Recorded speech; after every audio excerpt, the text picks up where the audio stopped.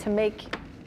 You've already threatened to wear your kilt on air. I'm hiding because it's not looking great on Saturday. We're going to have to wear the kilt over your head at this point. I might just have to wear the kilt on air this week because it's not looking great. I mean, it doesn't right now look severe, but if you've got rain and some heavy downpours, nobody wants to march in that. You don't want to stand out in that. So we'll see. It could change, but it's been fairly consistent over the last couple of days. Do rain boots go with your kilt?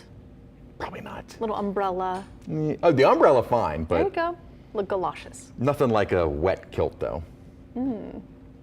Anyway, about that weather, Chris. I feel like it would stink. Yeah, All I right, agree. we are going to talk more about the forecast coming up for this Saturday in just a minute. Had a stormy start to our Monday. All that rainfall now actually weakening from the system that has been pushing to the east, but actually a complex that are down into the Gulf where it's a little bit more active, but this is now long gone for us. And what was interesting, almost as soon as the rain started wrapping up just after the noon hour, almost immediately we started to see clearing skies, and rest of this afternoon has been sunny. Very pretty second half of the day. And nice looking out toward downtown at this hour. Temperature is 73. The dew point is 63. So there's a little bit of humidity in the air. Winds, though, out of the northeast at 8 miles an hour. What we never really did tap into is any real dry air. The dew points are about the same. They were a little bit more in the upper 60s, but didn't drop dramatically. Our high today was 74, and we did pick up near 7/10 of an inch of rainfall. So got some decent soakings of rain everywhere. North Shore, even south of the city, we did have that hail reported. Temperatures now in the 70s, but notice 80 degrees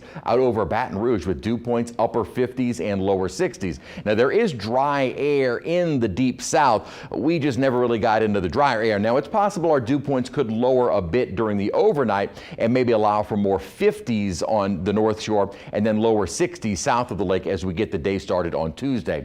Probably not jacket type weather. Winds kind of all over the place, but if there's any kind of a northerly component, it could help to lower our humidity just a bit. Again, not expecting it very dramatic. And staying very spring-like all this week. Highs lower 80s next couple of days, more upper 70s as we wrap up the week, and also staying mostly dry through Friday. Then the problem comes in with a disturbance on Saturday, triggering rain and storms. No real cool air in sight either. So looking ahead to our St. Patrick's Parade on Saturday, high of around 80 degrees and about a 60, maybe 70% chance of rain starting in the morning and continuing throughout the afternoon. At times, some heavy downpours. At the moment, not looking severe, but certainly some heavy rainfall at times. There goes our upper disturbance. Still left over is this complex of storms out in the Gulf waters. That, though, is moving away from us, and high pressure, very weak high pressure, has been building in. That should keep us very nice for the next couple of days. As I mentioned, we did see some slight drops in the dew points, the humidity,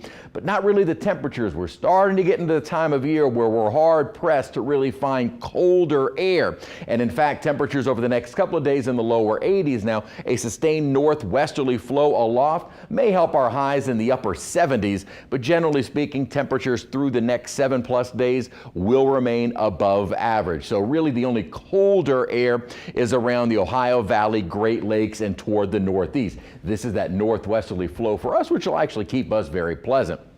As we approach the weekend, hard to see, but you see this little kink in the lines here. This is an upper level disturbance. This is the trigger for our rainfall heading into Saturday. We will be dry for the most part Friday, maybe a spotty shower or two. Then this complex start moving our way from an upper disturbance. We'll probably have some spotty to scattered showers in the morning when the parade gets started at 10 a.m.